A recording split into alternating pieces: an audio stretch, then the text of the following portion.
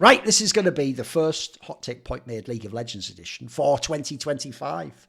And I will actually say at the outset, we actually haven't done that many episodes. People forget that because we've done them a bit more sparingly in League of Legends. Obviously, there's a tournament every month like there is in Counter-Strike. And also we've been warming up to people getting the meta of how you make the hot takes and what's a good one and what isn't one, etc. and all that jazz. I will say for this year, one thing I'll say at the beginning is, it is actually a bit trickier. And I'm sure Zaboutine's finding this himself. It's going to be way trickier for everyone for the first tournament in all the regions because we're all going to have to adapt to the fearless draft angle, aren't we? So it's not really business as usual even. So sadly, that in itself makes it also trickier to make some of the hot takes, not just because, for example, as of right now, if you think about like LEC, if people don't know, the LEC playoffs is fearless draft, which no one so far has ever seen any LEC players, at least in LEC players. So we actually don't even know who would be the good teams, how will they draft. A lot of the unanswered questions. But in some ways, you could also argue that makes the variance of the outcomes potentially more spicy, so that could also play very well to this show. So my question here, gentlemen, is,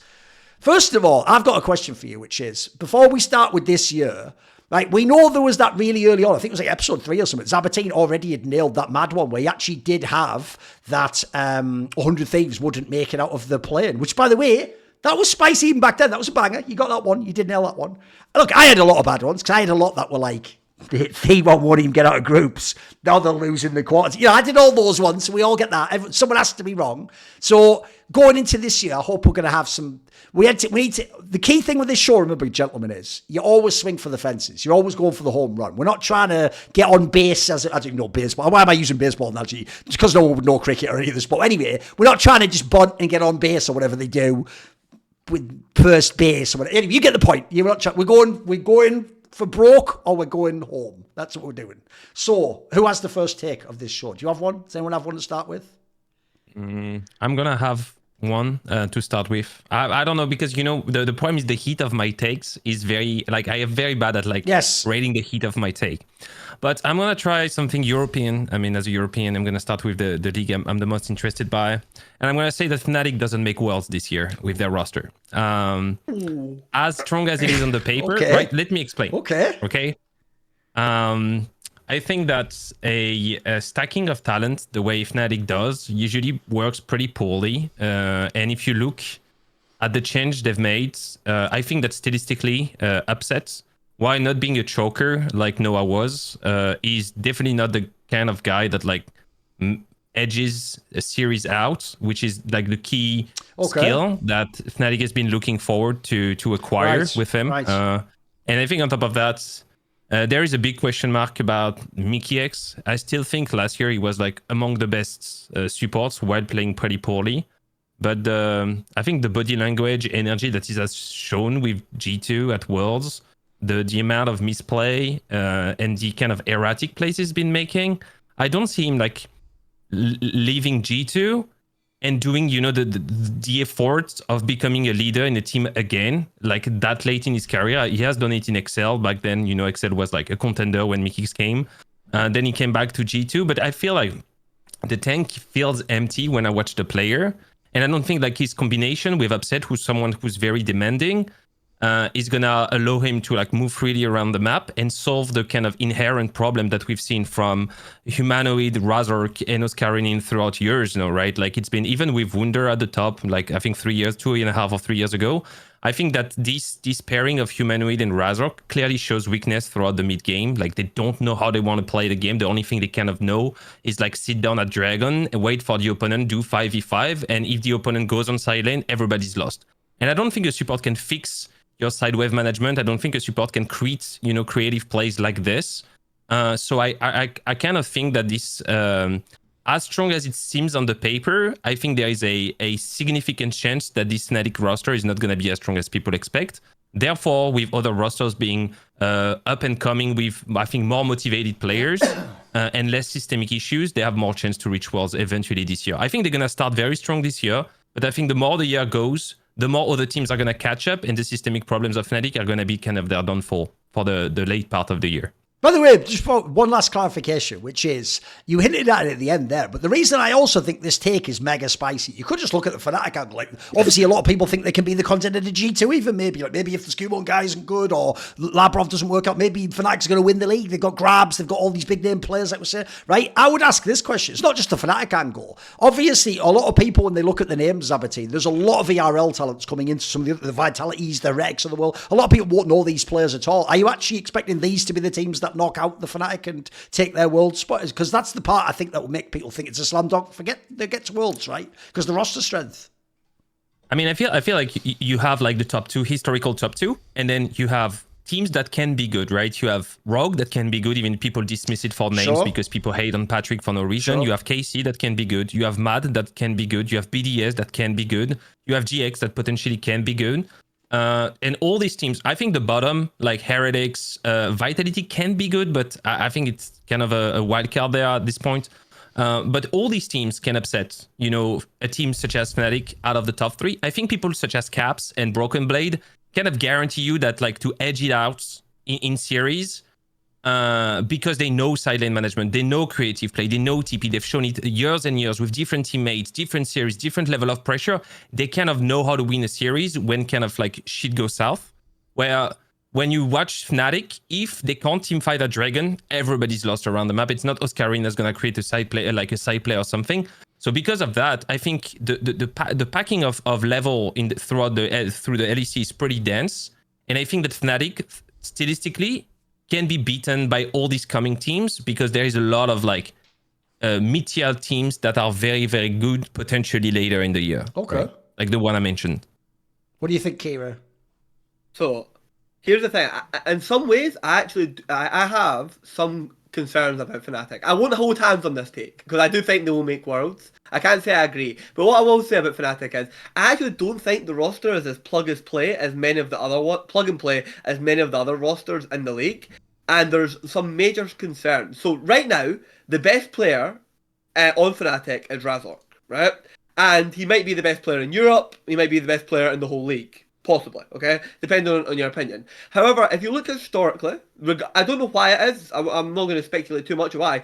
When Razork plays with Upset, it makes Razork worse, as a player. Now, I don't know if that's Upset or how those teams are structured at the time, but historically, like, Razork's like ability of like playing to like 3 lanes, full map coverage, like the very, very good Razork that we think of, did not align with Upset ever being on the team. Now, that might just be to do with Upset, that could be to do with Razork, it could have been the coaching staff at the time. There's so many different variables there. That is like my first concern, that you're possibly taking the piece that gave you the most, basically, most of Fnatic's games was, does Razork have a good game? If Razork doesn't have a good game, the game can't be won. The correlation to like Razork's performance to game victory for Fnatic was absolutely like bonkers. That he basically just could not have like bad days. It's why like a lot of their finals against like G2 were like so underwhelming because Razork wasn't really that good in any of the finals. I've just went back and rewatched them recently. He doesn't play well in basically any of the finals, and actually like Razork being a choker like has to kind of like be talked about because he doesn't. I can't think of the finals where he did play like really, really well. The other thing is like Oscarine isn't really going to play for the traditional like Upsets, like traditional style of play of like what he wants in a top laner, whereas like Oscarine wants to be like a progressive map state, run with his advantage solo laner, whereas Upset more likely prefers someone who's going to play for a mid-game team fight where he spikes on 2 items, 2.5 items. And there's nothing wrong with that because historically that's worked very, very, very well in Europe, and it's worked very, very well in Upset's career. Oscarine isn't going to do that. Oscarine's a psychopath, arguably brainless at times. So I can actually see where Fnatic goes wrong. Like, I actually don't think this take is completely out of the question. The only thing that the pushback I would give is you're also not considering that the other rosters in Europe could also just go to shit, and like Fnatic don't actually have to be that good to just make it on player strength. Like, Fnatic were a better team this year when they like made Worlds, but I think they can actually make it just on like player strength. I actually don't think they have to actually be that good as like a group of players to make Worlds, because like plenty of things could go wrong in loads of these teams for them to just kind of like end up with the spot. because I think a lot of teams would have to be like really, really good and a lot better than people consider for them to not make it. But I can actually see where it comes from, because I think this team's got massive variables for actually being good. Like, the good news and the bad news is I sort of agree a little bit like Keire. Like, I do think there are, like, pretty sure I'm with you. I don't think it's like a slam dunk that this team has to work and that, like, everyone will work in the squad and that even just having names works. I actually think one thing everyone's discovered in League of Legends, I would say over the last 5 to 6 years, is it is true. Back in the day, pure name value almost guaranteed you a certain level of performance. Like, put it this way, if you put in these three, just the big names, if you just put in Razork, Humanoid, Upset, and Mickey X, you would almost be guaranteed to make like the semis or something. Like, you know what I mean? Like, that'll be like a bad tournament run. But I do think in the modern day it is about things like by the way, I've seen this from Fnatic last year, and if you go back a couple of years, 100 Thieves, if you can't play late game macro, you will have an incredibly hard time ever winning a championship in League of Legends anymore. Like, those days have sailed where you can just win the lane. Like, in fact, actually the G2s of the world have shown that you can even be behind in every fucking game and still win if you're the better late game team. So I will say, I see why you're framing that for Fnatic, because that is the main question I have for Mickey X. There's two parts. One, I agree with you completely. He is not, I can tell you, I actually know him actually of the G2 players. He's one of the players like Perks I know a little bit better. He's not at all a leadership type figure. It's not even the type of person he'd try and be, Zaboutine. In fact, I can even tell you, even when he's been in teams where maybe they wanted that from him, like when he had Reckless, for example, his style was more like, you know, do my best, but then if like Reckless is being annoying, it's like, oh well, fuck, see you next year, I guess. It wasn't like, you know, let's have some big fucking argument or let's like have a come to Jesus moment, like an intervention and go to management. No, just say, oh well, didn't work. Like, yeah, I'm just path of least resistance, we say in English. Like, you don't want to be a big drama. Now, I will say, Upset, luckily, unlike Reckless, the problem you have with Reckless is this. Reckless is the girlfriend that wants you to guess what he wants you to do, but he can't tell you, because if he tells you, then you're not the right guy for him, if you get the analogy. Here's the good news. Upset is incredibly German in that sense. He is going to very explicitly, very straightforward tell you at all times what he wants from you. And in this scenario, I actually think they will somewhat be like a good pairing in that sense, especially because, I'll just say it right now, I actually think Upset and Hylissang was way better than Kazi and Hylissang ever was. So I actually thought he was one of the few people who actually was able to like keep Hylissang somewhat on side. In fact, I even think that summer split they had together, Hylissang was completely fucking almost like inting it, but they somehow played through that and still had success. So that aspect makes me not as scared about the leadership part. But I get what you mean on that. I do think this team still, obviously, if you look at the 5 names, lacks an actual out-of-the-game leader, like the guy with the big presence who will give the speech and will discipline people. I don't think they have that, which, by the way, means I put a lot of that on Grabs. I think Grabs actually has to be like fucking masterful in that respect, which, by the way, that was the reputation he earned in G2 as the coach. He's supposed to be the man management coach, not the X's and O's. So that's big. I'll also add in Mickey X was his guy from G2, so he's obviously coming in with someone that's his. Thing is, I put a lot of it on Mickey X, because here's the thing. I actually thought, even at his worst last year, the one thing you could still rely on Mickey X for was in the mid-game, he will just make a play that's like a diamond player. Like, I mean, as in like a brilliant player. Like, he'll just make like a game-winning play, like a move that like actually like changes the dynamic of what's happening or gives you, or pulls you out of the hole, etc. So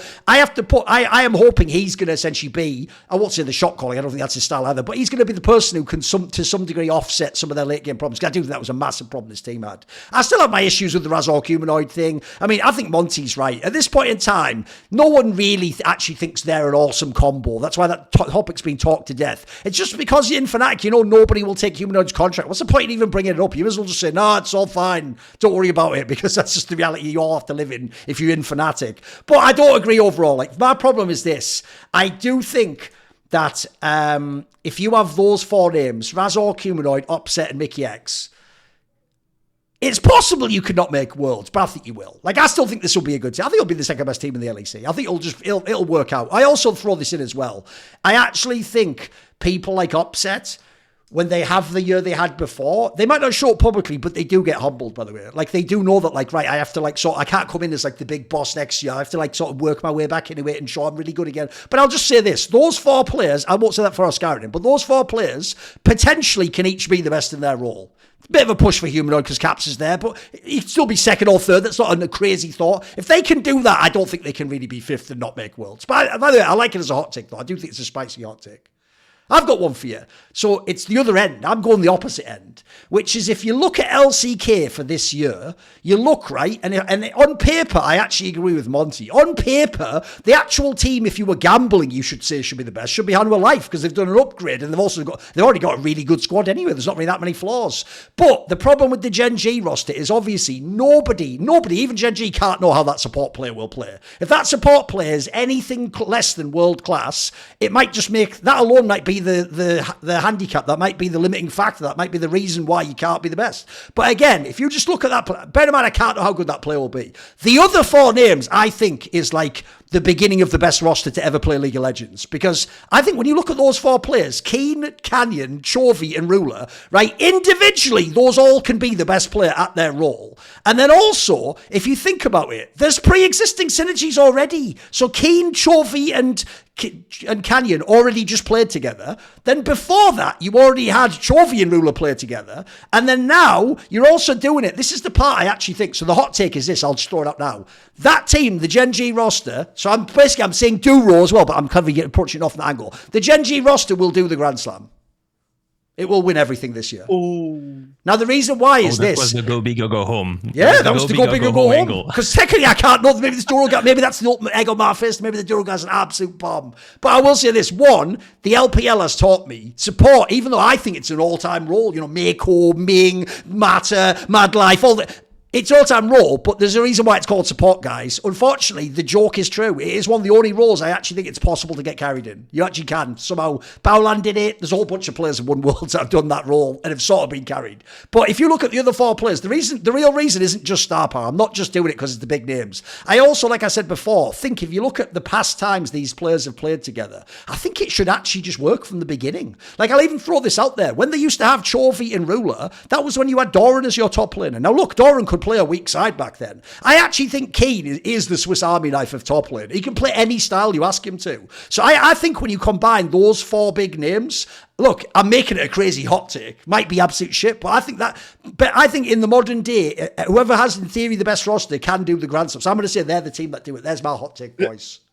You ready for the counter hot take? Because this is going to be my one. Because this is going to be mine. I actually think there's going to be no great team comes out of this year because everyone's going to step on each other's toes. Like, everyone's going to end up taking championships away from each other. Like, I think GenG are mega favoured to win this split right now, the Fearless draft split. Because if you look at the depth of their champion pools, it's like, I can't. Well, let's see what Peanut plays, by the way, in the BO5 Fearless. It'll be interesting. I'm not saying he's going to be bad, but he ain't Canyon. Like, Canyon goes like 15 champs deep. Chovy goes 15 champs deep. King goes 15 champs deep. Ruler plays every ADC. It's like, the team's a joke. The only person is you can pinch support and hope to God that just like breaks the team apart. But like, on Fearless, GenG theoretically should be unbeatable in pick ban. They can even ban all their own picks.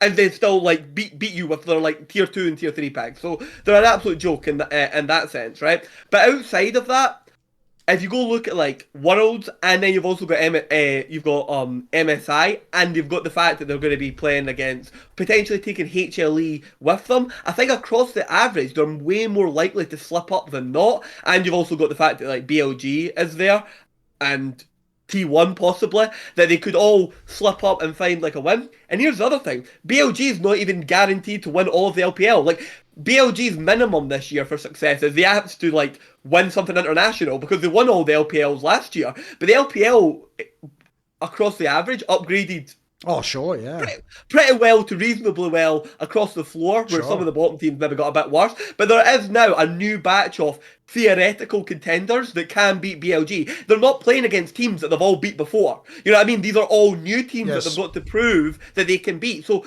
and then T1 is just a complete and utter scrambling of like the dice because you've broken the synergy apart, where their metrics now completely and utterly moved, and what type of team they could be. Now, we can all theorise, because T1 tend to play a very holistic, similar style, but, you know, T1 are the type of team that can just get it together for one tournament and snipe you. They were not the best team at any point last year, then they won Worlds. So, I actually think everyone's going to end up standing on everyone's toes. I think you're going to have basically a lot of people winning one, and then, like, coming second and third in the others, like, lots of top placings, but there's not going to actually be a dominant team. I think it's good. If someone does Golden Road this year, it'll be like mind-boggling to me. Like, if they do it, it's the best Golden Road ever. Because I think how good the teams look this year, potentially it is unbelievable. By the way, it looks like I'll give you one more angle to add to my argument. And the angle is this, right? The obvious thing to say against, because I always do that thing, I don't know about you guys. Whenever I make a point, I try to think myself before I post it. What would the counter to that be? What would I say if someone said that to point at me? The obvious counter here isn't just the Dora guy being a nobody from support. It's that's the role that you had the shot calling from. You had Lehens there, right? Believe it or not, I actually think that is the part that isn't a big deal. Because I actually think in the modern day, this is the only team that in theory should be playing plug and play League of Legends, because every other team in League, right, has to play like late game macro. They have to know what to do with the draft. They have to win. In this team, you have the most broken player in League of Legends history, which is Chovy mid lane. So all you do in this team, macro for this team, is just don't fight until Chovy has stopped being in the side lane. If after that you then group correctly, you are then team fighting with Chovy powered up and fucking ruler. That might sound simplistic, but that will work. That will literally work. Because the reason I say it's broken is there's no other mid laner can actually just guarantee they win the lane like he does. So I actually think in a team like that, it's like if you have someone like Ronaldo or fucking so you just fucking service him the ball all day long. The game no longer becomes, are we the best team? It's, are we the best team at getting Ronaldo the ball? So that's how we win this game. So to me, I also think it's actually not the team where you have to do all this like 7D fucking Jenga macro and be a genius. I actually think to some degree they overcooked a little bit last year in GenG with that style, because in my opinion in that style, the part people didn't say out loud was Piers isn't like a ruler or a viper. He was more of like, you had to like get him into the game on the right champion and farm him correctly and give him a team. Ruler ain't like that, mate. Ruler, I saw him with Knight, it was unbelievable. I saw him with Chovy before. I think these players, the joke is even the opponent knows how these players are going to play. They're just the best at it. Come on then, Zaboutine, where are you going on this one? Where are you taking this one?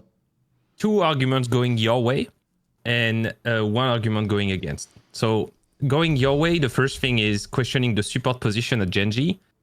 If you consider that the two best scouting process in Korea are probably T1 and GenG, right, in terms of structure and ability to get the best talents at each position.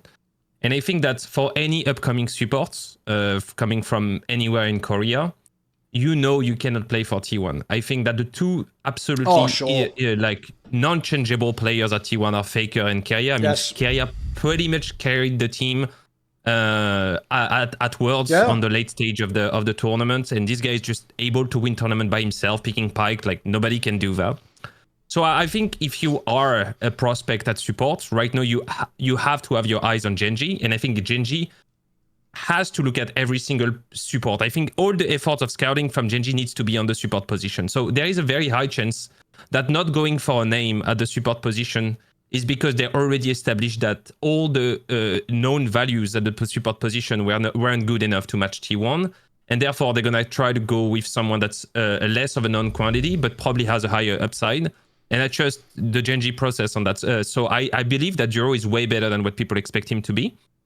And I would say, going your way as well, that on a static approach, right, not really thinking about how player move, but how good they are, right? This is probably the highest level of fundamentals, right? Like League of Legends fundamentals, base level knowledge and ability to execute champion that's ever been combined. I agree with you. Therefore, as long as the game is being very static and everybody just plays on like objective timings, playing a classic League of Legends, if you toss a coin, it always ends up on GenG's side, right? Like it's the way it's been already last year with Lehens and Pace, and these guys are like way more wildcard than Ruler, especially Pace.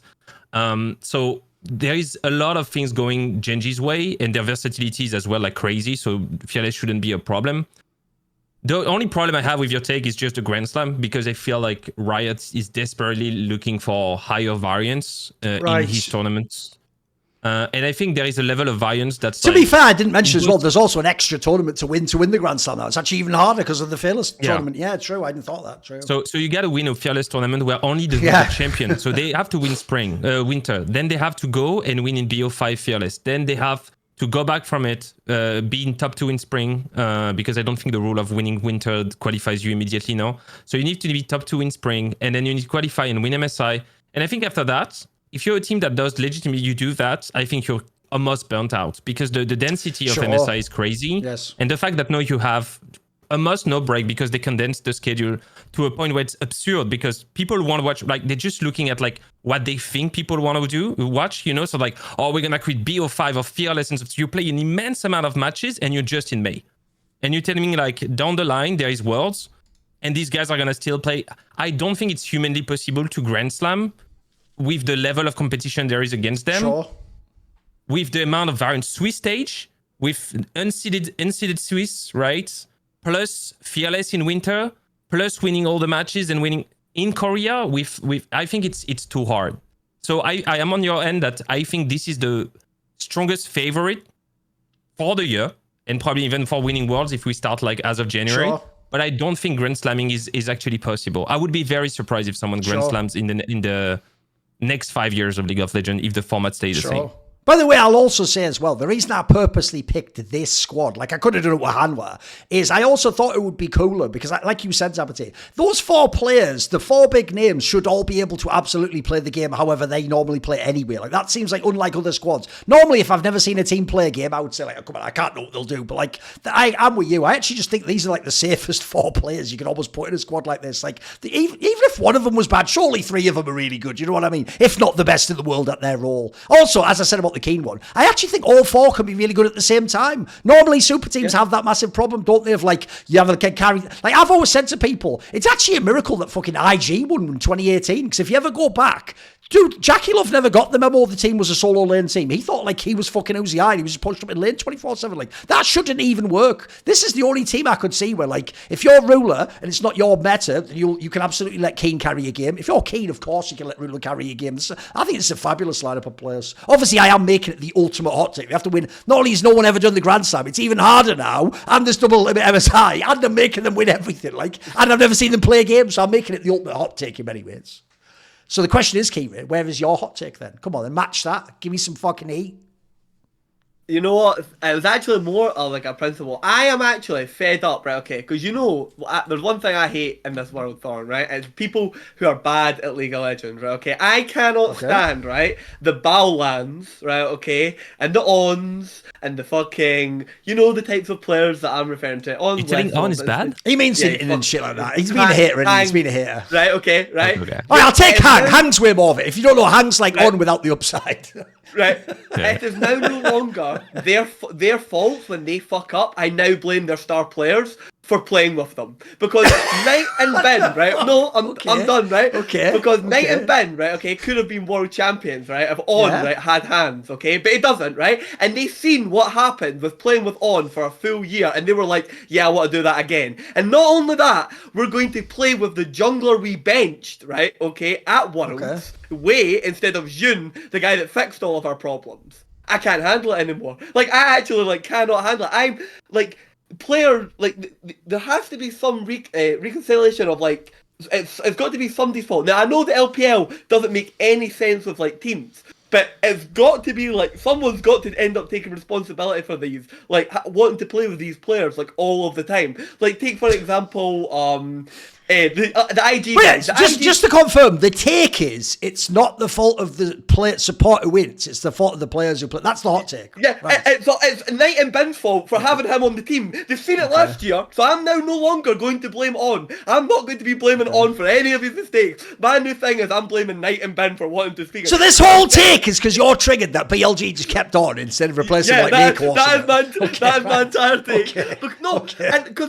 Because at the end of the day, you will literally end up just speaking about this player over and over and over and over again because they're the majority of the root issue, like of the team, right? And fundamentally, at the end of the team, the players must have been. I don't know how the players aren't themselves diagnosing that is the problem. Like, I don't know how they're not seeing, like, what, like, I'm seeing is, like, evident everything, like, all these games. Like, for example, the IG guys, they've all just signed up to play with the Shy. They've just, like, cost the entire team to play with the Shy again. And I'm just like, okay. Listen, Keire, I don't want to spoil the show, but later on I will have a hot take about IG coming. Don't even worry.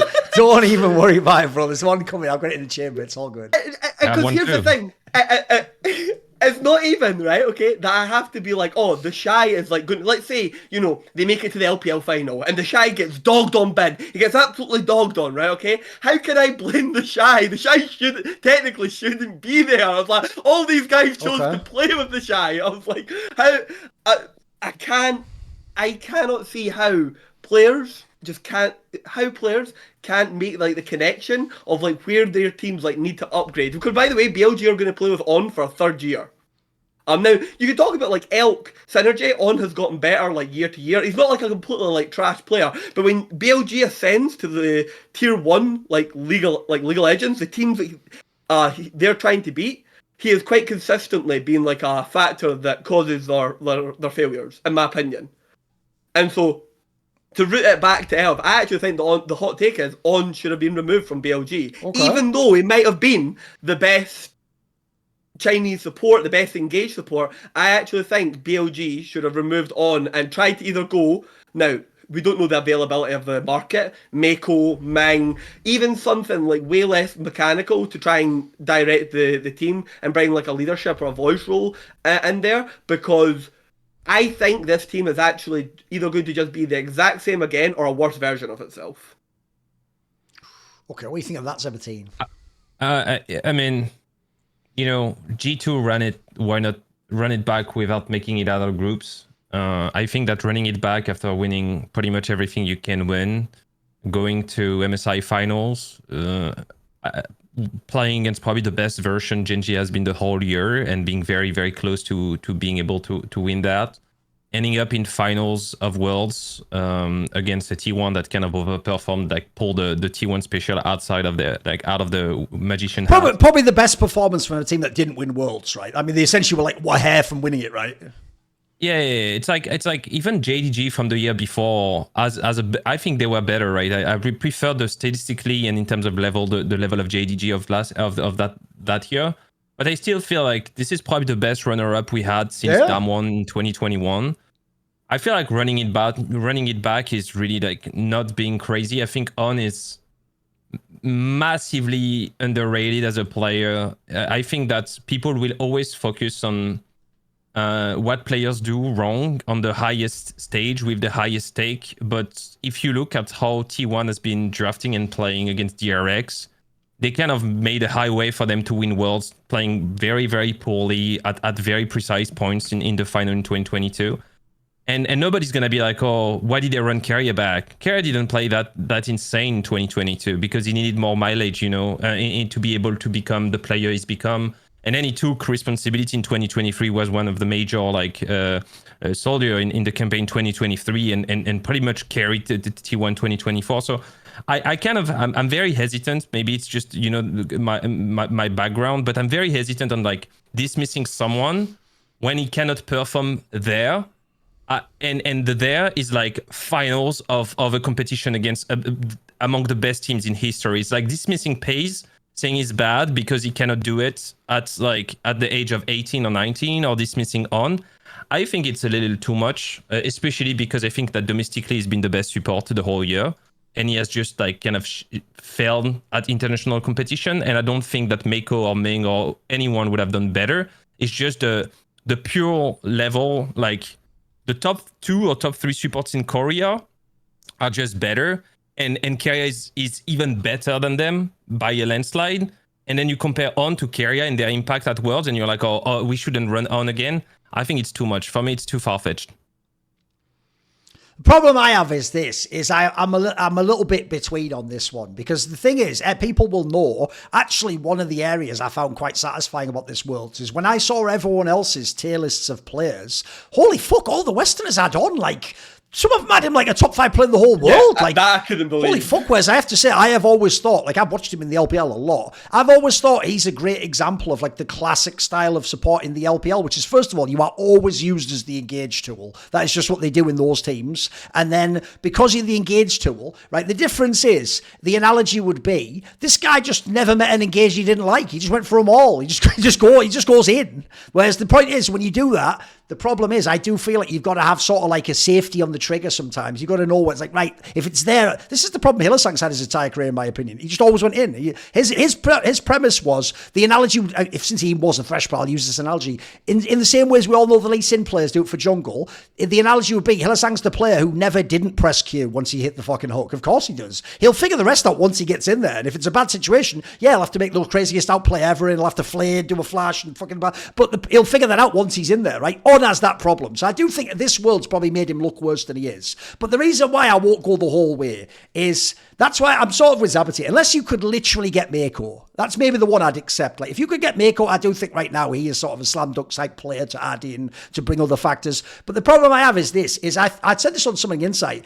In isolation, I can look at any of these people, Mickey X, on fucking keep going around the world, Lehens at Worlds for GenG. All these players have crazy int games where they're terrible. But then you go back and you go, wait a minute.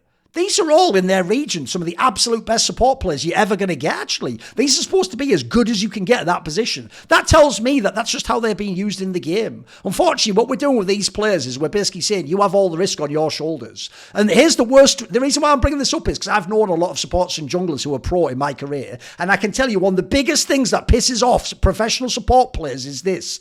Every time you do, like Lehens or On, and you just go in on the screen and die on your own, you're an idiot who doesn't know what you're doing. You thought that was the best play and you wanted to die wrong. But when you go in and people follow up and you make the most god tier 2 versus 3 or 3 versus 2 and you win, nobody watches what you're doing because you're the support. They watch your carries, the mid laner or the ADC. They do all the kills, and at the end, no one even remembers you engaged that fight and found that fight. They just remember like, oh, and like they'd be like fucking Dracos like, and Ruler again carries the team fight, and it's like, so you only get the blame, you never get the credit. And I can tell you, those players fucking hate that, because actually, if you do the opposite, if you were to basically do, this is why actually Reckless hasn't actually played professional support yet. He played an LCK Challenger where no one watched him. Real support would be that he would have to make the choice that he never had to make as ADC. As ADC, I can tell you, within Reckless's teams, he has sometimes just decided, yeah, I'm not coming to this team fight. Even when the other 4 players had engaged, by the way, and are in the team fight, he's just like, actually, this isn't the team fight. You can't do that as the engaged support. You can't go, you know what? I'm not feeling this one, actually. You have to almost like either go for it and hope people follow you up, or you have to have the best decision making in an instant to know whether to go for it or not. Because I also do think those players, the reason why people are a little bit too harsh with players who do that type of play is you don't actually have 30 seconds to think. You have like 0.3 seconds. And in 0.3 seconds, you don't only have to decide, am I doing it or not? Once you decide I'm doing it, you have to also like instantly formulate the plan and just do it and execute. So on some level, you are always, junglers have had the same problem at different times in history. You are always going to get left out to dry if you don't win. If you win, listen, here's the silliest thing about this convo. If he won that game 5 and he won Worlds, we're probably not even having this conversation. Do you know what I mean? Like, so even though I do agree, he's one of the reasons they didn't win Worlds, in my opinion. I also think it's too far the other way. Like, the problem is, like, there's only like 1 or 2 players I can bring in instead. And lastly, I'll just say this. Even though I understand Keire's frustration, of all the regions in the world, I think in the LPL, star players have the least agency. They appear to have the agency to leave teams, but they don't seem like they have the agency, Keire, to bring people in and do like a perks, you know what I mean? They can certainly go to another squad and go, hey, I don't want to be this team. Or you heard that story where maybe if Zeus had joined like top esports, they had to bring like Scout or something, or Knight or whatever it was. Like, maybe you can do that, but I don't think, unfortunately, when you're sat in China in fucking with these billionaire owners, you could go, oh, dickhead, get rid of him, will you? And bring this. I don't think that's even on the table. I think when you get paid that much money, you have to sort of just fucking, you just tank it like a. It's a bit like being a football player. If you play for Barcelona and this year they're not that good, you just so, oh well, I hope next year they're better. You can't really go, get him out and get him in. Like, that's, I don't think you can really do that personally. Thoughts, Keire? To be fair, this like thought process did come while I was watching Full Metal Jacket, and it was Private Pyle getting punished, and I got inspired by the Drill Master, where he decides they're no longer going to the collective punishment, right? Yeah, right. yeah. Okay. They're no longer going to punish Pyle, they're going to punish the collective, and I was like, you know, BLG might need some inspiration for that, because this on-side just isn't working, but maybe they can get through to Knight and Bin, you know, that the superstar like players, so maybe my hatred was slightly... No, here's the thing, I don't totally disagree though, like I do think he is one of the worst players they had at Worlds. I'll also add this in as well. What I don't like about his game is, like I said, it's like he never turned down the engage. That's what I can't handle, because I want to run him back for real. I would love for real to do a VOD review with On and just tell him, bro, some of these, it's not even that it's like the wrong move. It's like, why do you even need to make an engage here? Like, the worst thing about their team is, like, sometimes they didn't even need to get hyphy. They'd be like leading in the fucking game and all the laners would be fed. And you'd be like, bro, it's the same thing Hillsang had. You want to ask them, like, look, if we're behind in a game, of course, take every shot, mate. Try and win the game for us. But when we're ahead, why are we taking this risk? Like, what we're basically doing is just opting into like a 55-45 fight where it's like, unless we all play mechanically perfect, we just lose the fight and give the advantage back to the opponent. On that angle, I can agree with you. But again, like I said, who am I swapping him for? What choices do I really have? Because even the Mako angle, would Mako be the player they want? Maybe they want all these snap engages or some shit. By the way, you alluded to it earlier. I actually think the bigger flaw in BLG is I can't believe every talk show I bring this topic up, Keire. I keep saying to people, this is really disturbing to me, because if you think the thought process through of the jungle in BLG, it goes like this. You chose Jun. You had him in spring. Everyone said he was the... By the way, if people don't know, Jun was like something mental, like second for MVP voting in fucking spring behind like Knight. Like everyone was saying this guy's unbelievable. That combo was it. The jungle mid combo. Then because of how MSI went, you just bailed on him completely and brought in Wei. And if anyone knows Wei's game, it's way more of sort of like a team game jungle style. So in that scenario, here's where I have a different set of logic to other people.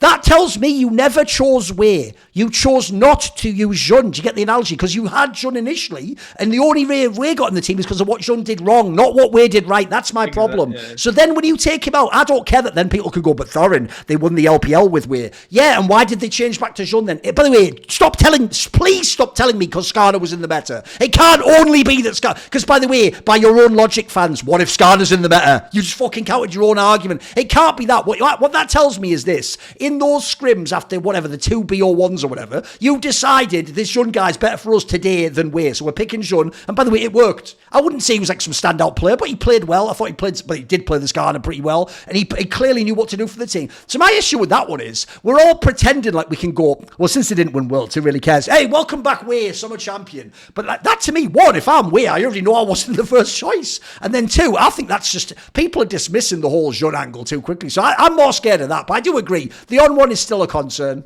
Still a concern. But luckily, Keire, in light of the fact there actually were teams that had like fucking Baolan, I'll still take on over him. You know what I mean? Like, let's not, I has more upside than him, mate. I think he has some games that are good. It does. It just tells me. You know, he's my no, I know what you mean. The actual analogy is like Lens on GenG. By the way, for the rest of the year, he was totally fine. He was really good. It's just the problem is with the way he played in that last series. You're like, get the fuck out the team. I get it. I feel like it's hard to delete that memory from your brain, all the ints. Yeah, of course.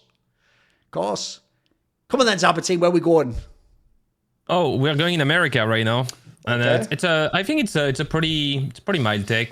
But I wanted to mention it because I think it's interesting. I think the LCS had done a very good job in the last 2 years, kind of refining the product, bringing some new storylines, having some good teams finally, Team Liquid, FlyQuest, some running up like new upcoming players like Masu. And then they changed it to LTA North. So my take is pretty simple. I think that the viewership is going to be way worse after the rebrand that it was before. So after bringing new teams, new storylines, combine new format, bringing a guest team from across America, and trying to reform everything, building a new league and killing the LCS product while Marvel Rivals is the most, the hottest topic in gaming in America right now. Okay. I mean, it is like you ask any Americans just playing Marvel Rivals at the moment, everybody does play that. So I'm wondering like who's gonna be, who from the former LCS viewership that like kind of is on and off on LCS, like, oh yeah, I used to watch it, maybe I'll put it on the side. No, that's LTA North. I think they're just not gonna even understand what's going on. So I would suppose that like the viewership on LTA North is gonna be like way worse, like at least like a third down from LCS last year. Oh, okay. That's my take. What do you think, Keire? The thing is you basically just got to ask yourself like how much is like the combination league going to like save the novelty of the combination league, because if the opening tournament is really exciting, right? Okay, and the actual like the foreign teams are like make it like pretty like deep. I think they're called like partner teams or something. Something like that. You've got the guess that you've got Lions, and then you've got Besurus or whatever they're called. Yeah, stuff. And then there's a Brazilian guy on Shopify this year as well playing support. So, you're gonna have like you're gonna have a bunch of like foreign fans, and then the playoff is you're gonna have the big massive combination. And if that's like spicy, because like Brazilian viewership for like nationalism viewership is bonkers. Like it really is like crazy. So North American viewership, Zaboutine, yeah, I can actually see that just continuing to descend. But I think they LTA actually North. what? LTA North, right? Yeah, I yeah, just say LTA North. I think yeah. South may be good. I have no horse in this race, but I really believe like LTA North, like massive drop in viewership, like 30%, something like this. I just don't see like apart from when the leagues come together and that's really spicy, then that brings viewers back for the second league. You know what I mean? Like if when like I can imagine what you're saying. Like LTA, the very first split, really low viewership. But when they go and play the Brazilians, if that tournament's really, really sick, I can see a lot of people coming back to watch like the second split or like coming back into NA if that's really exciting. But that's a lot of like ifs and stuff. I'm kind of actually with you on this one. I actually think like like it's crazy how like the production and everything in NA got so much better. The handling of storylines got so much better, but it was just the slow Teams got descent. better. Teams got better too, but the descent had already begun. Where like the disinterest and like the novelty and like the apathy had already like set into like the fans, and they had lost like a lot of like the long term viewers. Like when I go to watch NA Zaboutine, I do actually treat it a bit like a show at times. Like there are actual like games where I like groan when I see them coming on. I'm like, oh, like so I can see it.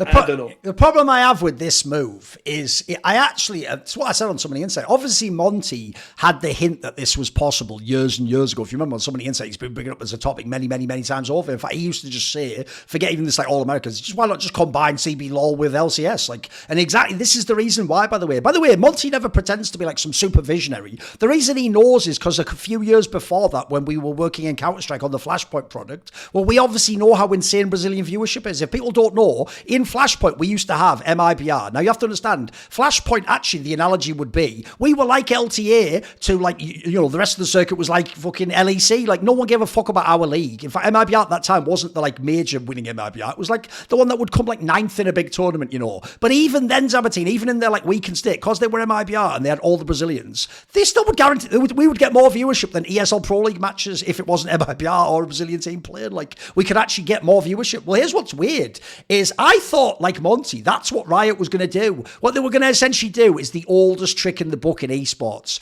which is if you can't legit get a number, you fake it by whatever means necessary. So I thought the whole premise was going to be, you're going to go to all these American sponsors and go, no, look, the league still has 400,000 viewers, but then the joke is that, you know, 280,000 of them are from Brazil, and you can't even sell your sponsors to them. But you get someone, you can always trick someone with numbers like that, right? If it looks big enough. What's weird is, because they've made the two divisions, I even wonder, by the way, if the fact that the Brazilians almost did have like a temper tantrum, by the way, justified, but the fact that we're getting their league taken away from them is why they ended up doing it, where it sort of is like, LTA itself basically is just CB LoL with some other teams, and then LTA is just fucking LCS plus a team nominally from Mexico with like some fucking NA players in it and some Koreans. Now, here's what's weird. That might be good for political reasons. I actually think you've just failed at the entire premise you were going for. Like, what's weird is, one, at a minimum, the guest slot for LTA should be a Brazilian team so I can have all the fucking Brazilian viewers. That already is mind-blowing that you've let them make a team which is just licorice, some Koreans and a Mexican guy. Like, in that scenario, you haven't got that viewership. You haven't, as Keire says, there's only fucking a support guy basically from Brazil, and one support isn't going to be enough to make everyone watch all the other games. If you'd had an all-Brazilian team,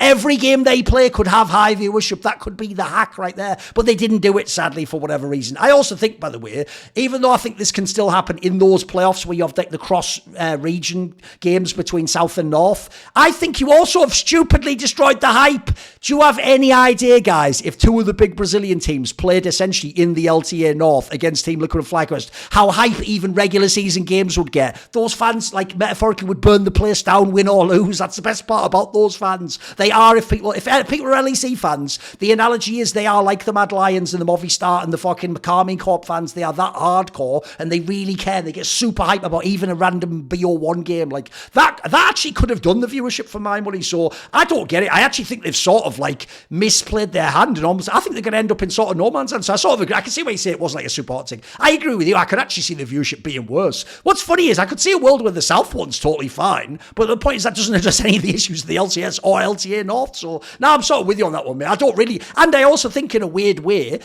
I've made this point on some of the insight and Four Horsemen when we were talking about it. You've also, in my opinion, devalued the brand, because I think this is how an American fan thinks. I made this point on the Four Horsemen when we talked about this. It goes like this. It's not, they think naively, right? What we're going to do is interject like the talent of like South America, etc., into our ecosystem and get the fan stuff. No, what's going to happen is all those LCS fans who were deluded and didn't realise we weren't joking the last few years. LCS has actually deserved to be a minor region for 2 or 3 years at least now. Like, even if Team Liquid's awesome, yeah, so was Flash Wolves awesome.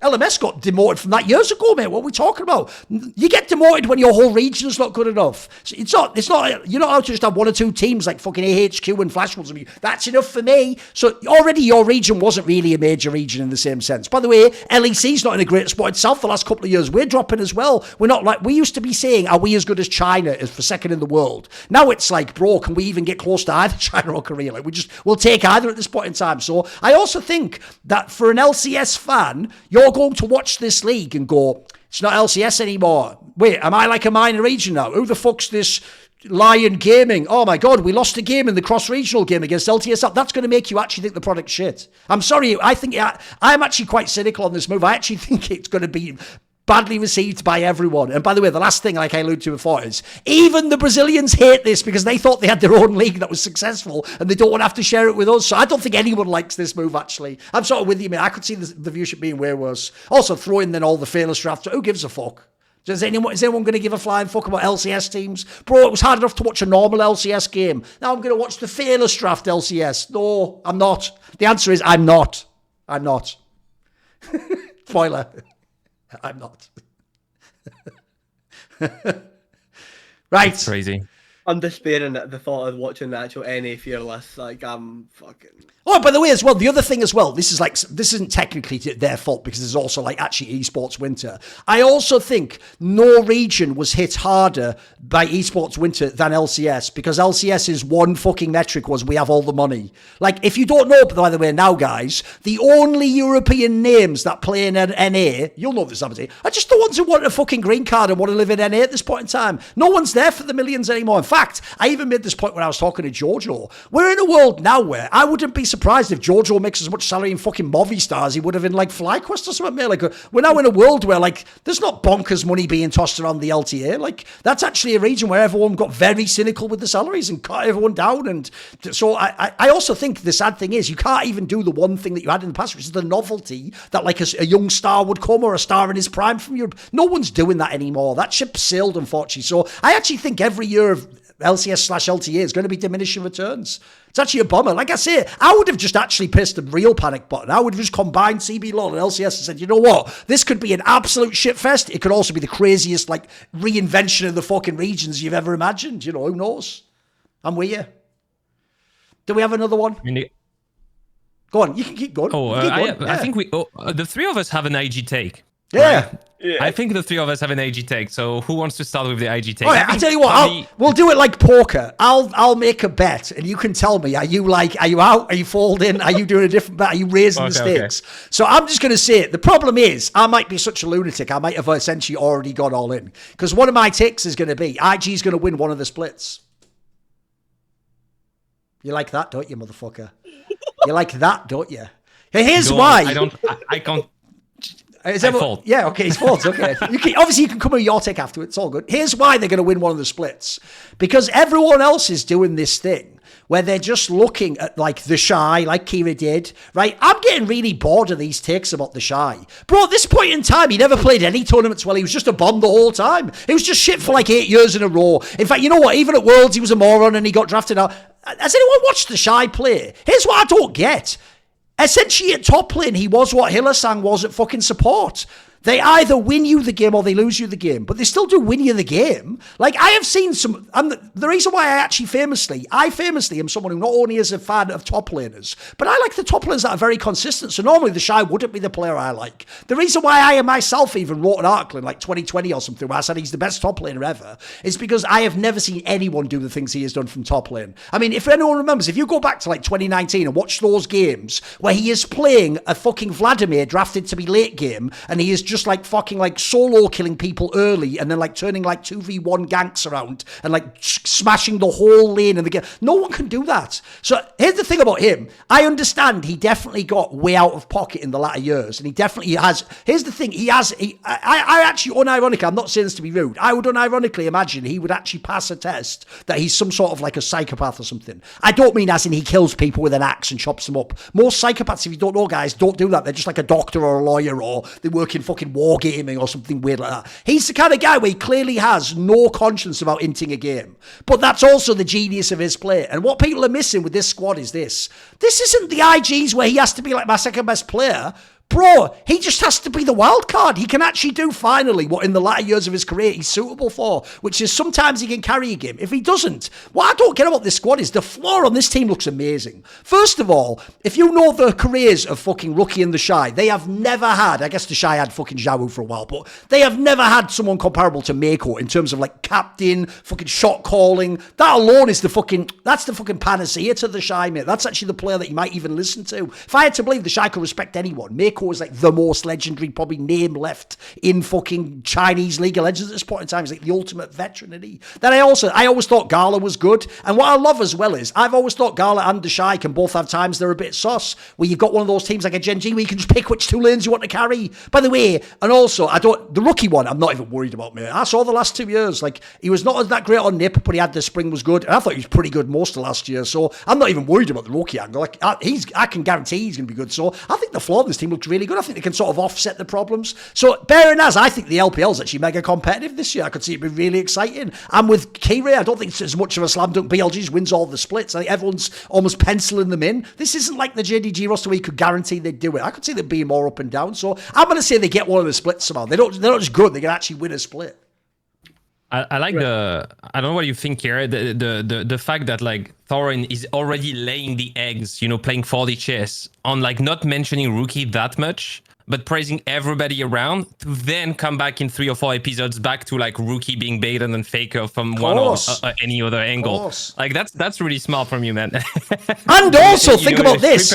This is where, well, here's the thing though, jokes aside, I actually am quite pissed off because here's the sad thing, Zaboutine. I know what fans are like. Every fan's saying right now what you're all saying, like, oh, the Shy's fucking he's criminal, blah, blah, blah. But I'll tell you what, if a Rookie won Worlds with this roster, they'd go, well, look at the players you had. You had all Hall of Famers. Like, I can't win, mate, on this one. So that's why I've got to start at the beginning before they've even played one game. Well, they've technically played the Demacia Cup, but you get me. If Rookie wins with this lineup, mate, it's absolutely like bonkers. Like, because here's what's wrong with this lineup? This man's really good. No, and winning Worlds though with this lineup, I think this lineup. Oh, right, fair enough. Yes, that's true. Yes, like, right, but here's the thing. I think that like styles make matchups. This is my one concern for this team. I actually think BLG is more vulnerable to the scout Pays team because of like the side laning implications, or the home team because he can make Kanavi just like a completely different monster. He can make 369 believe in himself and give him the power of love. Like they can like warp and change these teams in a way that I can see. IG to me is basically has to try and be a better version or the same version of BLG, and historically Knight and Bin have been better than their counterparts for quite some time now, and I've not seen any evidence for a while to say like countermand to the otherwise. It's not that Rookie's like way worse than Knight, gets dogged on every lane. That's not the thing. Is that like Knight has quite regularly, even in like head-to-heads, like consistently outvalued Rookie for a while, and then like Bin has, apart from the World semi-final matchup, which it was a mixture of factors, Ben has matched up very well into the Shy historically. So that's like my main concern is that like if BLG, even though I think they will still be the same again, well, the same again as they're a top 3 team in the world, that's still very, very, very, very good and good enough to beat most people. The crazy thing for me here, I would actually go for it. I actually think like BLG, because I said it for tier 1, BLG cannot lose a single LPL split. If they lose a single LPL split, they should look at this as a failure, because they had basically the opportunity to upgrade everything. But I cannot hold hands on the IG take. Like I think I've got IG at like the 5th best team in the LPL. Fucking right hell, now. 5th. Yeah, I've got them 5th. Yeah, I mean, I was along this line too. I was like, my take that I wanted to formally make it was like they're not top 3 and they probably maybe even not top 5 in the LPL. Go for it. I think anyone Legends would be better. Go for it. Go for it. Let's do it. I am actually a super fan of Rookie. I really like his general playstyle. I'm not that much of a fan of the Shy. I just don't like. I don't think top lane is that much of a carry role in League of Legends. And if you look like, for instance, at Zeus' track record in official matches, he's playing most of the time like just weak side, and especially with the modern era of League of Legends, with like swap lane and top laners always taking the short end of the stick 99% of the time. Like, oh, go to this lane. Half of it has already been killed by someone. It's crashing under the turret. You're gonna get 3 minions. Just live with it. So because of all of this, I think the static League of Legends was like just putting you against your like counterpart and trying to like win the game through that is much harder to execute now. And if he gets a good matchup, let's assume like his legendary like Queen into Renekton, I think there is so many ways to bail out. Like I had an interview with Vulcan from Cloud9 on my channel in French end of last year in December, and he says like there is so many ways now in League of Legends to bail out of the bad matchup. It's like real matchup don't exist anymore in this game, and because of that, I think that this team is kind of built to win through matchups. And there is one other thing is the coaching staff. Dining is a coach that was a T1 when they made the 10-man roster. Yes. When Faker was like kind of sharing time and it was not working at all. When this guy left and they started doing like the things that like Faker wanted to do, and they started bringing owner and stuff, like this team became like the team we all know. Then he went to Damwon. This is a guy that like worked. He's a very strict guy, pushing for his IDs. I think he really wants the team to play the way he thinks about the game. I think it's probably the hardest team to do that ever. Sure, like working with if you sit down next to the Shy and you're gonna be like, oh, you need to respect that timing because this happens to the bot side, I think you're losing big time. I think none of this is never gonna work. So I think just statistically, coach to players, I think doesn't match that well. The fact that you can bail outside of any bad matchup, the fact that top lane is usually taking the short end of the stick and the Shy is pretty bad at this. The only saving grace is like the jungle support. I think it's very interesting to see JJ and Meko play together, but I don't think that Rookie is that dynamic of a mid laner the way, for instance, the Winby is way more like of a carry role. And I don't think like just stacking 3 carries and a jungle support that's serviceable is good enough in the modern League of Legends to win a league such as LPL. And for all these reasons, I think they're way more in the top 4 to 5, even further if other teams overperform. Whereas I think the top 3 is going to be cemented around teams that not only have these players that now can match the Shy and Rookie, but have a style that's way more dynamic and can play like, this all swap lanes, counter matchup and stuff like this. Here's another thing actually, and this is where I get a little bit sad. IG is actually an interesting team because they have the opportunity to really abuse the mixture of champions that they have like on their team, okay? Because they've got like Gala, who's got like a really versatile champion pool, June, they've got Rookie. It's just I don't know if the coaching staff is actually going to like utilize that because they just like trying to get the team to work in the first place. Like I've got them currently at like competing for 6th place with NIP. Where like them and NIP are like the team competing for like 6th place in the LPL right now. But like here's the thing: if NIP won a split, I would be like more surprised if NIP won than if like this team won. Like I think the upwards mobility of this team is much better than NIP. If you get what I mean, like the variance for them to like be really good on a patch because we can't see the future. Like one of the patches genuinely could be like a split push solo lane swap patch where it's like Jace. And they get to flex it between the Shy and Rookie every single game and stuff like that. Like, you know what I mean? There's things that like we can't entertain. But I think that like a lot of the teams in the LPL right now are designed like quite well to like beat or like contend with like IG, and the ones that don't have basically got the strongest coaching staffs like imaginable, like the ones you would like 100% ask for. Like GDG has CV Max, Top Esports has Home, and then Anyone Legend kept Tabby. And Tabby almost had that Anyone Legends team like cooking, and they added Tarzan. So I think it just gets so hard for like IG like to find like the space because a lot of it to me is based on the individual strength of the players. No, I imagine Rookie's still going to be sick. The thing is, one of the problems is, if people were to ask me, you know, when the people on Reddit say the same thing they say every fucking time Rookie's name comes up. Here's the thing, they sort of admit they didn't watch the games, Zaboutine, because they always ask, what they do is they do what in English is called begging the question. You ask a question where you obviously, it's clear that you're not really asking a question, it's rhetorical. You just mean like, it's obvious it's this, isn't it? So what they do is they go, everyone says Rookie's teammates are bad and he gets injured, so I guess he just is the most unlucky player ever. It's like, yes, I would literally pick Rookie as the most unlucky player in a team game in the history of esports. Like, I've followed all major esports that were team games, the ones I've followed. I've never seen a player where almost every roster, I even think the roster that won fucking Worlds and the LPL is not a complete roster. Like, that does not deserve 1 to 5 to be like in a Hall of Fame. It's like, you know, wow, this is what League of Legends was capable of. Like, that really was mainly the Shy and Rookie fucking smurfed that fuck out that world and were like unbeatable in late in the playoffs. The problem is, in his career, I actually think it's a problem the LPL's had a lot of times, but especially Rookie teams have never, in my opinion, had a really good jungle support duo. Never, ever. That's all. It was never even carry positions. I'm fine with the Shy. I could even take fuckers like Wayward when they were having decent times. The problem I always thought was, you think of the like cerebral shot calling positions in LPL, it was never Rookie's teams that had them. In fact, IG was notoriously bad. They'd always have one that was bad. I think this is the first time ever I can, to some degree, look, JJ hasn't been in a top team for a couple of years now. You have to go back to like spring of 2023 when EGG was still good. I thought he was excellent when they won that Worlds. He had a fabulous fucking run through. And actually, like everyone knows, I'm a massive Mako fan. I think Mako's just actually an underrated all-time great. So that's the reason I'm also super psyched. Is I still think Rookie's got enough in the tank. He can be like second or third best mid. He showed it to me the last couple of years. So I want to see what happens when he finally plays with like real players in these positions, not people who like a fucking engaged bot or just a guy who just plays in a certain meta or whatever. I think the people who haven't watched at least like playoffs of LPL, you know, I'm not gonna pretend like I watch every single games of LPL. I don't. I just watch the playoffs because it's too much, you know, with because I watch the LFL, right? LFL is a huge amount of games. I think that I've seen so many people glazing Yagao over Rookie.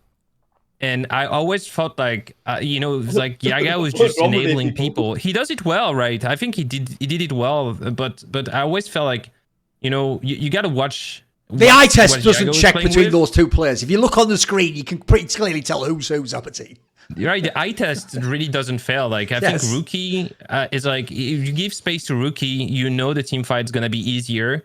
Yagao, outside of making space, he's very good at finding flank angles. He has 1 or 2 picks that I think is pretty remarkable on. But I never thought that this guy was like standing out. Even a guy like Xiao, as a carry, when he can pick his champ, has way more pressure and impact over the game. You know, if he picks Lucian, the first 15 minutes of the game are hell for every team that plays against them. I never felt that way with Yagao. I always felt like he has a very good sense of where the game is gonna be, and he's gonna be there and play very decently.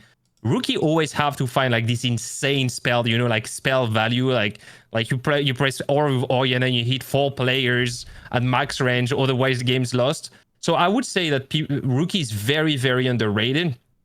It's just the game has changed lots. And it's very, very hard to compare the raw carry potential, because if raw carry potential was the only thing that mattered, GenG would have made the Grand Slam this year, and they would make it next year and probably the year after. I did realise I brain farted. It's JJ, not June on the team. JJ Mako is better, because like that was like peak. Like that was like the best they've been. That is actually an interesting. That is actually more, what would they call it, more interesting, because that does actually give like. Here's the thing. I trust the Rookie to, when he's given a very good, stable platform, right, to be really responsible with leads, and be really responsible with objectives, and be really responsible with map setups, right, okay? Now, I'm not saying the Shy is a bum, but when given those platforms, I don't think he will be like as responsible. So I think it'll be one of the litmus tests for this team is how responsible will the Shy be when he's like given like certain like game situations and like setups. You know, I think one thing that really helps them right now is it's going to be fearless, and the early game snowball of the game is insane right now. So, you know what I mean? They could come out all guns blazing and be very, very good very, very quickly. It's just, I think the LPL is like upgraded in a lot of ways, and they'll like struggle. But they're going to be such a mega exciting team. Like, I actually can't wait to watch them. It is actually just what I wanted. It's like such a sick team to like have around again, and it's got that run back quality to it. It's mega. It's going to be mega to watch. It's a blessing for the LPL. I think the LPL was like losing a little bit of speed with the consolidation. A lot of like Chinese names are not as shiny for the Western audience. I think that just this IG team is a reason for a lot of Western people to tune back to the LPL instead of the LCK. Because there is plenty of very poor quality LCK match that like people watch over very high quality LPL games. And I hope that having a relatable team for Western audience, as well as like mainstream co-streaming for like a lot of languages, is gonna bring LPL back on the foreground of the scene for Western audiences. Do we have one more? Maybe one more take? Yeah, I've got one more. And it's not that hot. But I actually think this year, I don't think a Western team's going to win a single BO5 against the East. I don't think they're going to win a single BO5, and I think in majority of BO1 phases, I think they're going to lose those as well. Like, I think if you look at the teams that are probably most likely to go, I think it's going to be a clean sweep. Because you've now not got the G2 that was that came together and stuff like that. I think that maybe if EU like consolidates and like comes like and they stick together, but I don't think I'll go even further. I don't think they'll win even like BO1s this year. Like if they even meet in like BO1s, I don't think the West will be anyone from the East at all in BO1s or BO5s at all this year. I think it's going to be a clean You mentioned taking a game in the BO5 as well. They might take a game in every BO5. BO5 is going to be 3-0. No, not every BO5 will be 3-0. I think that's probably like too far, but I think it'll be like a clean sweep. Like if it's a BO1, they'll lose it. If it's a BO3, they'll lose it. If it's a BO5, they'll lose it. I don't think there'll be anyone walking away with a pip. Like no progression pips at all versus East this year from the West. I don't think that's hard at all. To be frank, I agree. I think the consolidation. No, but I don't think anyone. East... Yeah, I don't think anyone's looking at the West and thinking about that right now, Zaboutine. I've not seen anyone like talking about it, so I think it is pretty hot because everyone's kind of like, "Oh, look how interesting EU is," and it's like, "Yeah, like interesting. The jobs to win things." It's like I actually think it looks worse, possibly for the chance of the region doing well. Like I don't think they're going to win anything. Only FlyQuest. I would say the only team that in my other, that I watch that has a high chance to become even better than last year and had a very good showing is probably FlyQuest. FlyQuest, okay, yeah. It is very far-fetched to say that G2 upgraded straight, right? There's probably a side grade in the jungle. It's probably a side grade with a small downgrade in the support. I don't think that the upgrade, as I said, in Fnatic is going to make them like any better. And all the other teams need to prove themselves first. The only one that massively upgraded was Mad Lions. Mad Lions might be, a dark horse from the West that can go into an international tournament. Team Liquid might be. But if you look at like the consolidation, I think that HED upgraded. I think T1, it's very hard to say. Very, very hard to say. GenG, for me, upgraded. I think BLG, it's the same team. You look at, IG, even LNG, Top Esports, crazy, like 369, Canavi Creme, Jackie Love Crisp, like crazy mid to bot team. Weibo is still very, very good. So if you look at all these teams and you're like, so Broken Blade, Skewmon, Labrov, Hansama Caps, and then you look at any team from the East, even the ones that are not going to make the international tournaments, you're like, they're not favorites anymore. I think the team with Yike and Mickey X didn't perform as well as they could have for many reasons, but at least on the paper, it was definitely the most likely to make something happen against an Eastern team, and we saw it in the BO3 against T1 at MSI. We saw it in the BLG best of 3 for the qualification in quarters. It didn't work at Worlds, but we saw that the potential was there in like clutch moments. I don't think that any team in the West has the clutch potential to actually beat an Eastern team in any format, and it would be a massive upset even in the BO1. This is why once they moved on that 2022 Worlds to where every single one of LCK and LPL always had 4 teams, so that meant you could have 8 teams, which is the amount of the playoffs. I remember saying to Monty back then, bro, people still haven't realised, like the penny hasn't dropped, as we say in English. It's going to become the case that by default you just don't get out of groups anymore. That's that whole thing of like, well, at least we made it. That's not even going to be a thing. You're going to need the best group possible. Then you add in Swiss as well. It's been even worse. Like let's be real. there's only 2 teams that made it through. So we had FlyQuest this time and we had NRG before. Both of them got insane Swiss draws. So what happens now is you don't anymore. Back in the day, right, it's very hard to get a fluky draw in those old system, right? So in the modern day, all that gets you to the playoffs as a Western team is you just get a fluke draw.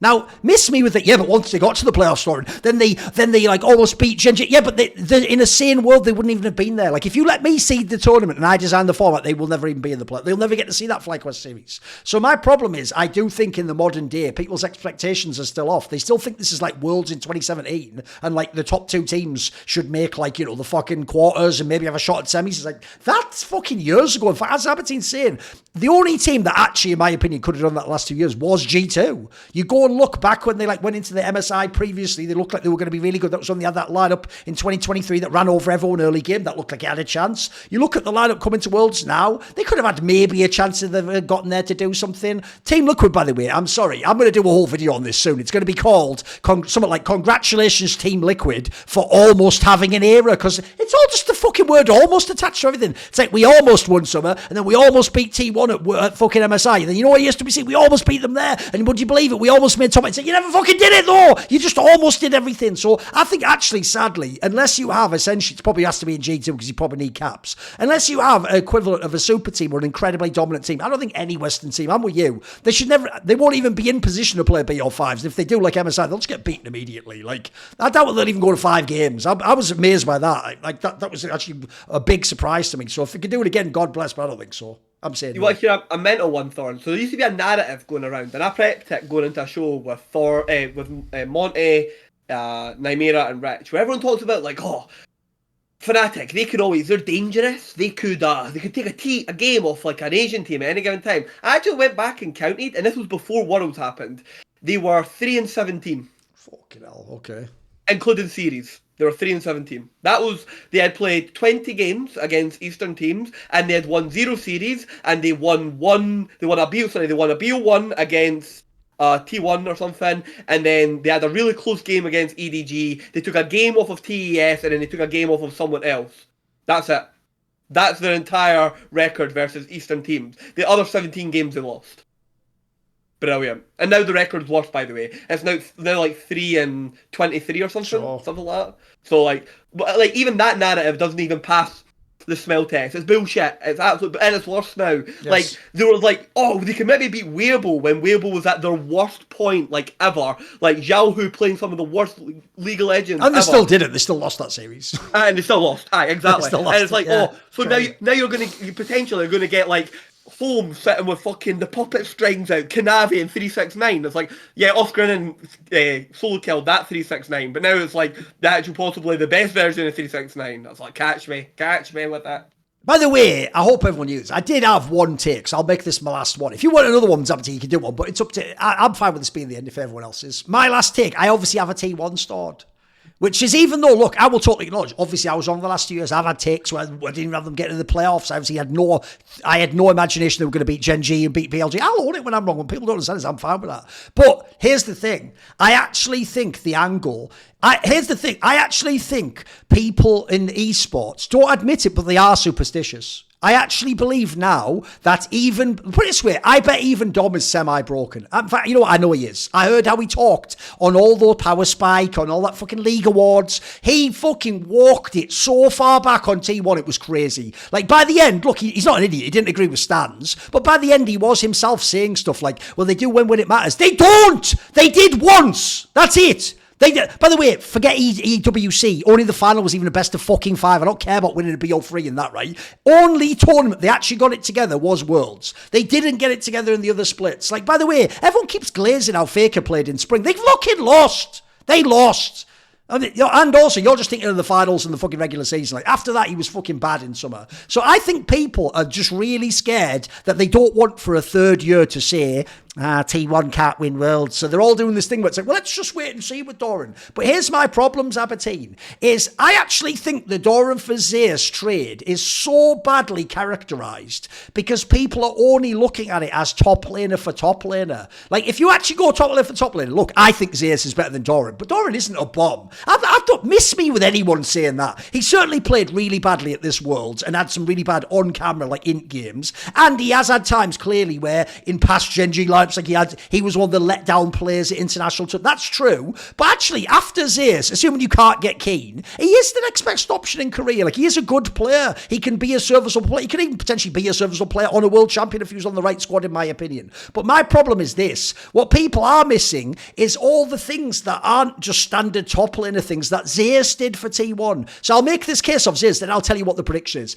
Basically, my problem with the Zeus angle, I said it on all my shows and all my videos, right? Assuming Faker, because of the shot calling and like the clutch plays, is the most important player. He's not the best player on T1, but he's the most important. You have to keep him, right? Zeus after him is the second most important, in my opinion. I even say that over Keire, because as amazing as Keire is, you could actually just put in like the next best support player. Still be really good playing Standard League as well. My problem with Zeus was this. One, I have never seen a top laner who actually was world class himself at carries be a fucking draft sponge as much as this guy was. He was constantly picking up the slack for other people. If people don't know, he would sometimes just blind fucking his champions even. Like, he would play whatever Faker couldn't play mid lane for the melee.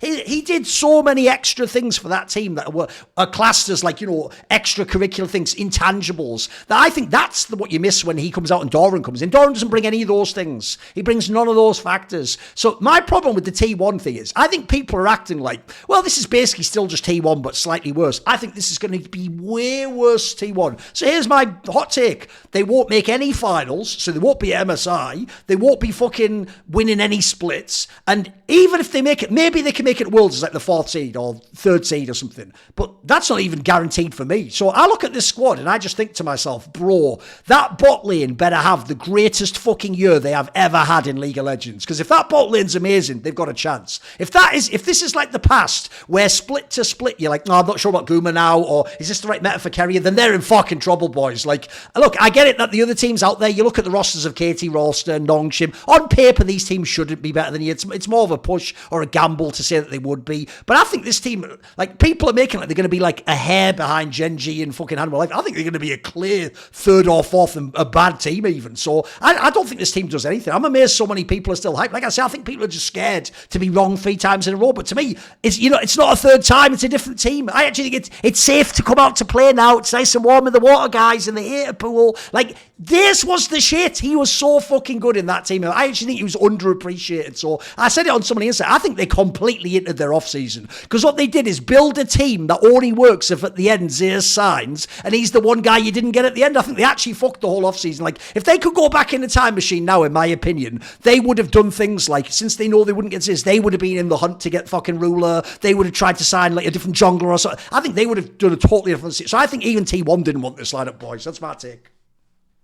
So, I think, yeah, I think you're right on multiple points. I think that the understanding of like Zeus playstyle is within T1, because I think he's able to do way more than what he has shown in T1. But what he has shown in T1 is very hard to do, because as a top laner, right? Like the resources gain in League of Legends is no sum, right? Game. So it's like, what if you put emphasis on your bot side? Your top sides are obviously like not in a great spot, and the problem that people don't really look at is on side lane, there are clear like do and don'ts and clear windows where you have to respect, and respecting means falling behind.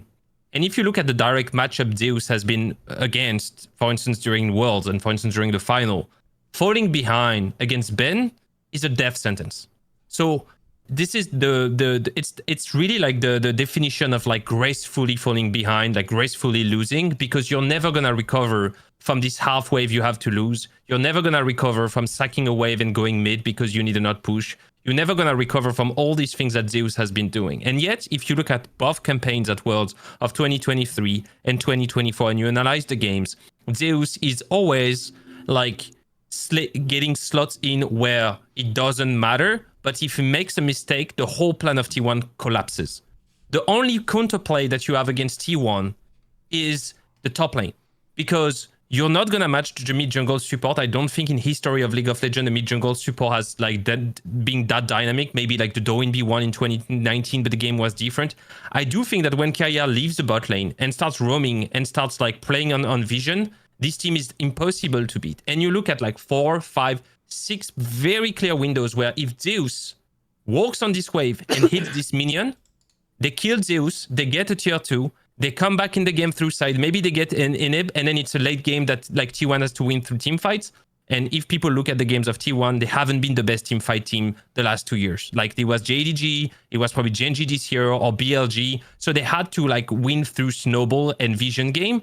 So the only way you would beat T1 was by killing Zeus. And Zeus has consistently shown ability to, yes, take the bad pick or blind pick in draft, yes, face monsters that were on their picks in the counter pick on the top side, like playing Gragas into Jax, the Beans Jax, for instance, in the final. And every single time he has to respected it. And if you look at Doran, profile for profile, he's a guy that consistently hasn't been able to do that. He was in the winning team. His foreman was winning in GenG, for instance. His foreman was dominating. The counterplay on him always worked. That was, we said he was bad. It was not he was bad. He doesn't know how to not get the resources for him to control his own game, and he cannot play a wave or two behind to ensure that the foreman is winning on the other side of the map. For this reason, I think statistically speaking, it's a massive downgrade, and I think even someone like 369, supposing he speaks, Korean, would be a better fit than Doran for this team, because you do not need anything but slowing the pace of the enemy top laner while the foreman is winning, and I don't think Doran fits this playstyle, and for this reason, I think T1 is going to be worse this year. That said, I think that below the top 4, the competition is way, way worse in Korea, and since there is 4 slots at Worlds, and they always kind of like show up, especially Keire, I think Guma, Faker, they always show in big tournaments and big, they always kind of clutch it out. So I would say they will appear more than what you say, but I think that all the analysis before is actually true. So I'll go across all the touchstones. So the thing is here's the thing, because I was like arguing with like Rich and Nymera about this, okay? What I can't stand is that people get to be like good or like great players for like no reason. If you actually go watch Doran, his actual best period he's ever played his entire life was 2023 summer, where he was genuinely balling out of control. Like laning, he was actually just strictly, at that time, he was better than Zeus. Like, he was actually just a better player than Zeus. Now, there's a bunch of factors for why that was. Like, Faker wasn't in the team, T1 was struggling. I can get all that, but at that time, Doran was balling out of control. He was a very, very, very good player. Here's the problem with all that, though. Go actually look at how many games he plays in his team that he is the reason that they are winning the game, as in like he is proactive with his lead, the lead that he has garnered, he is proactively like pushing it and moving it around the map to create advantages. He just isn't that sort of player, and so I don't think you should get credit for being that sort of player, because like people like Canyon and Chove are those players, and that's why they're so much different from everyone else, and they get all the crazy credit because they are just so proactive and they are just so good at using and utilising their leads. And Thorin just isn't but that. I'll go to the next one, Thorin. Just as a little like touchstone to where we won last off. I think if T1 wins any tournament this year, they should count it as a success. If they win one tournament this year, like they should be like very, very happy with the year. Put it that way. Like I think it's a very, very difficult year, and if they manage to take any of these tournaments, they should count their lucky stars that like they managed to win one. Because I think a lot of people could walk away from this year winning basically nothing, even though you were a very, very good team for the year. And I also agree massively with here that even though Doran, he's probably like the second or third best top laner in the region, third or more comfortably, right? The style swap's absolutely insane, because here's the thing, you have broken down the 5-man unit, right, of that team, and that team was so much about how all 5 players understood in mid-game, late-game situations, how we're going to use vision, dark spots on the map to create traps around it. You even seen it in the finals, where Zeus knows on Ornn how to hide at the wolf camp, and he uses it to flank Elk and kill him on Ornn in mid lane, right? Doran doesn't do that. That's never been Doran's game. Like that's not something that's easily teachable. So I'm not even trying to like hate on him like so much, but I think he's going to end up kind of being like struggling. And here's the really sick part: I actually think he's going to be the scapegoat and vector for definitely. like all the things that go wrong Yeah. in this team. Even though it might not actually be his fault, he is going to get absolutely like dogged on by the fans. I hope they don't do it, and I hope they're more accepting. But the history doesn't really show for that. So. Because, by the way, even the way it's phrased, I've seen so many people make that comment, right, where they go, hey, I'll tell you what, though, if Faker could win with Thorin, he really is the GOAT. It's like, the reason even that phrasing is offensive to me is you're almost implying, like, he's the reason Zeus became the world champion the last 2 years. Like, it's the other way around, you fuck. Listen, I'll give Faker this. In fact, this is the sad thing. Because he was awesome in Game 4 and Game 5, not even the whole game, but just in the key moments, people have, like, given him the whole Worlds as like he was the best player at Worlds. And, like, I don't get it, because to me, Zeus did so much work those 2 Worlds. He was unbelievable. Like, if you want to say Bin was better this last one, I'll give you that. But I'll tell you what, Zeus was, like, that far behind. And he was also clearly, by the way, as you could see in the tournament, the only player who could stand against Bin. I think if any other player plays the final against Bin, Bin is just a world champion right now, boys. Like, it's just the case. Because I'm with you, Zaboutine. Yeah, people like Faker and Keire made some of the key plays, but like what allowed you to even still be in the game is like Zeus didn't just get his head smashed in 5 games in a row. If he just got ran over like that with Jax every game, you wouldn't even be able to win these team fights. It would be even more out of control. Yeah.